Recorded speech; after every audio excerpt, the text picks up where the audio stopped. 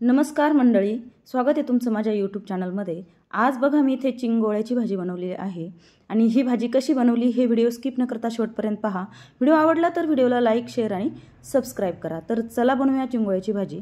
तर प्रथम मी इथे गॅसवरती तवा ठेवलेला आहे। तवा गरम झाल्यानंतर यामध्ये 1 चमचा तेल घातले आणि तेलामध्ये आपल्याला 1 वाटी किसलेलं खोबरं घालून घ्यायचं आहे आणि एकसारखं हलवत व्यवस्थित असं लालसर तांबूस रंगावर परतून घ्यायचं आहे। तर बघा इथे मी आता खोबरं परतून घेते आहे। बघा या पद्धतीने असं, आणि गॅस आपल्याला मीडियम ठेवायचा आहे।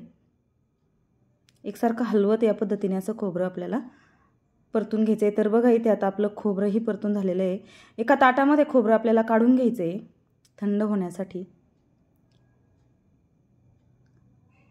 त्याच तव्यावरती नंतर आपल्याला बारीक चिरलेला कांदा घालायचा आहे। तरी बघा इथे 2 कांदे मी असे पातळ पातळ उभे चिरून घेतलेले आहेत। एकदम पातळ पातळ चिरायचा आहे कांदा, आणि कांदा आपल्याला लालसर रंगावरती व्यवस्थित असा परतून घ्यायचा आहे। थोडासा मीडियम फ्लेमवरतीच आपल्याला कांदा परतून घ्यायचा आहे। बघा या पद्धतीने असं कांदा सुद्धा एकसारखा हलवत आपल्याला परतून घ्यायचा आहे। बघा असा तांबूस रंगावरती आपल्याला कांदा परतून घ्यायचा आहे। कांदा सुद्धा आपल्याला ताटामध्ये काढून घ्यायचा आहे। त्यानंतर एक 10-12 पाकळ्या लसणाच्या आणि 1 इंचभर आलं, 1 टोमॅटो आणि 4 हिरव्या मिरच्या आपल्याला याच्यामध्ये घालून घ्यायच्या आहेत। बघा, आणि हे सुद्धा आपल्याला आता टोमॅटो चांगला नरम होईपर्यंत व्यवस्थित असं 1-2 ते 3 मिनिट व्यवस्थित परतून घ्यायचे। मिरच्यांचे असे थोडेसे तुकडे करून घ्यायचे, म्हणजे ते असं परतताना वरती उडत वगैरे नाही मिरच्या। एकसारखं हलवतच आपल्याला हे टोमॅटो नरम होईपर्यंत व्यवस्थित परतून घ्यायचं आहे। बघा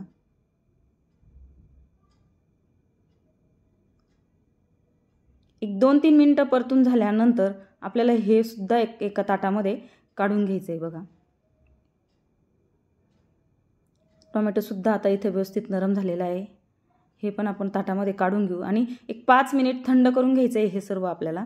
आणि थंड झाल्यानंतर मिक्सरमध्ये आपल्याला याचं एकदम बारीक असं वाटण करून घ्यायचं आहे, म्हणजे याचा मसाला बनवतोय आपण। थोडीशी कोथिंबीर घालायची आहे आणि थोडंसं पाणी घालून आपल्याला हे मस्त बारीक असं वाटून घ्यायचं आहे। बघा या पद्धतीने असं वाटण बनवून घ्यायचं आहे आपल्याला हे। त्यानंतर गॅसवरती पुन्हा कढई ठेवायची आहे। कढईमध्ये आपल्याला 2 ते 3 चमचे तेल घालून घ्यायचे।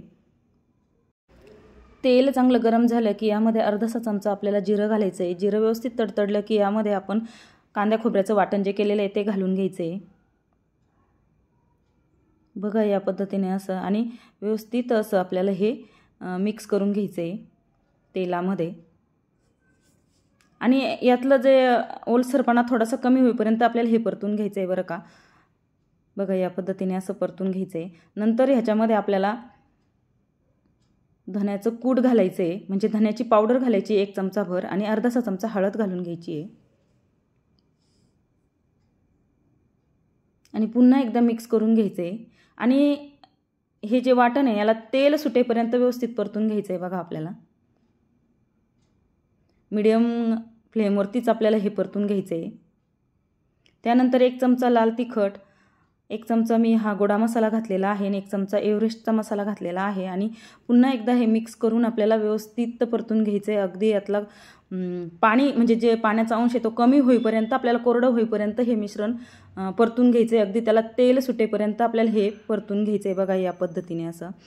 बघा इथे आता आपलं परतून झालं आहे। त्यानंतर ह्याच्यामध्ये आपल्याला पाणी घालून घ्यायचं आहे। तर आपल्याला कितपत आपल्याला रस्सा हवा आहे या पद्धतीने आपल्याला पाणी घालायचं आहे। बघा तर इथे मिक्सरचं भांडं धुवूनच मी पाणी घातलेलं आहे। पाणी हे मी अंदाजेच घातलेलं आहे, म्हणजे आपल्याला कितपत रस्सा हवा आहे त्या पद्धतीने आपल्याला पाणी घालायचं आहे।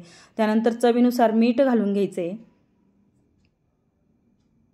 तर इथे मी मीठ सुद्धा घालून घेतलं आहे आणि एकदा मिक्स करून घ्यायचं आहे, आणि याला मस्त एक उकळी काढून घ्यायची आता। बघा खूप छान सुवास येतोय। बघा या पद्धतीने असं आपल्याला हा रस्सा बनवून घ्यायचा आहे। आता रश्श्याला उकळी येते तोपर्यंत एका बाउलमध्ये मी 1 वाटी बेसन पीठ घेतलेलं आहे। यामध्ये मी पाव चमचा हळद घातली आहे आणि पाव चमचा तिखट घातले। त्यानंतर चवीनुसार थोडंसं मीठ घालून घेतलं आहे आणि आपल्याला हे मिक्स करून घ्यायचं आहे। हातानेच मिक्स करायचं आहे बघा असं। म्हणजे ते तिखट हळद व्यवस्थित पिठामध्ये मिक्स होईल। त्यानंतर ह्याच्यामध्ये मी अर्धासा चमचा ओवा घातलेला आहे। ओव्याने छान टेस्ट येते म्हणून ओवा जरूर घाला आणि पुन्हा एकदा मिक्स करून घ्यायचं आहे। नंतर थोडं थोडं पाणी घालून आपल्याला हे मिश्रण व्यवस्थित मिक्स करून घ्यायचं आहे। बघा या पद्धतीने, म्हणजे ज्या पद्धतीने आपण भजी बनवतो ना त्या पद्धतीचं बॅटर आपल्याला इथे बनवून घ्यायचं आहे। आवश्यकतेनुसारच पाणी घालायचं आहे, म्हणजे जसे लागेल तसंच आपल्याला यामध्ये थोडं थोडं करत पाणी घालून घ्यायचं आहे आणि या पद्धतीचं असं हे बॅटर बनवून घ्यायचं आहे। बघा लागेल तसंच पाणी घालायचं आहे बरं का आपल्याला याच्यामध्ये। बघा या पद्धतीचं असं आपल्याला हे बॅटर बनवून घ्यायचं आहे। बॅटर बनवून झालं आहे। आता आपलं इकडे आपल्या रश्श्याला पण अशी छानशी उकळी फुटलेली आहे। पुन्हा एकदा मिक्स करून घ्यायचं आहे। बघा या पद्धतीने खूप छान सुवास येतो आहे ह्या रश्श्याचा सुद्धा। आता उकळी फुटली आहे, तर आता आपल्याला जे बॅटर बनवलं आहे ना आपण, बघा हे, तर ह्याचे छोटे छोटे आपल्याला भजींप्रमाणे ह्याच्यामध्ये गोळे सोडून घ्यायचे आहेत।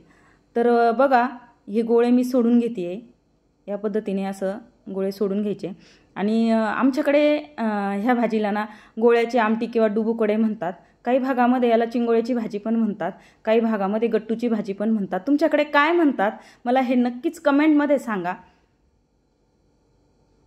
बघा या पद्धतीने सर्व गोळे मी ह्याच्यामध्ये सोडून घेतलेले आहेत आणि आता हे गोळे सोडून झाल्यानंतर हे जवळजवळ 5 ते 7 मिनिट व्यवस्थित आपल्याला हे शिजवून घ्यायचे आहेत गोळे। बघा अशा पद्धतीने हे भाजी होते। तर ही चिंगोळ्याची भाजी तुम्हाला कशी वाटली आहे नक्कीच मला कमेंटमध्ये सांगा। तुमच्या कमेंटने काय होतं ना, नवीन नवीन अशा रेसिपी बनवायला प्रोत्साहन मिळतं, त्यासाठी कमेंट नक्कीच करा। बघा अशी उकळी काढून घ्यायची आपल्याला, एक 5 ते 7 मिनिट व्यवस्थित भाजी आपल्याला ही उकळून घ्यायची, म्हणजे आपले जे गोळे आहेत ते व्यवस्थित शिजल्या जातील। बघा जवळून दाखवते, छान झाली की नाही, आणि टेस्टसुद्धा खूप छान होते बरं का, नक्कीच ट्राय करा। थोडीशी जवळून दाखवते, बघा खूप सुंदर ही भाजी झालेली आहे। त्यानंतर एका ताटामध्ये सर्व करायची आहे। तर ही भाजी बघा बाजरीची भाकरी, चपाती, भात यासोबत खाऊ शकता। या पद्धतीने मी आता ताटामध्ये सर्व केलेली आहे। तर व्हिडिओ कसा वाटलाय मला नक्कीच कमेंटमध्ये सांगा। व्हिडिओ आवडला तर व्हिडिओला लाईक, शेअर, सबस्क्राईब करा आणि कमेंट पण करा, म्हणजे तुमच्या कमेंटने नवनवीन व्हिडिओ बनवायला नक्कीच प्रोत्साहन मिळतं। व्हिडिओ पूर्ण पाहिल्याबद्दल सर्वांचे मनापासून खूप खूप धन्यवाद।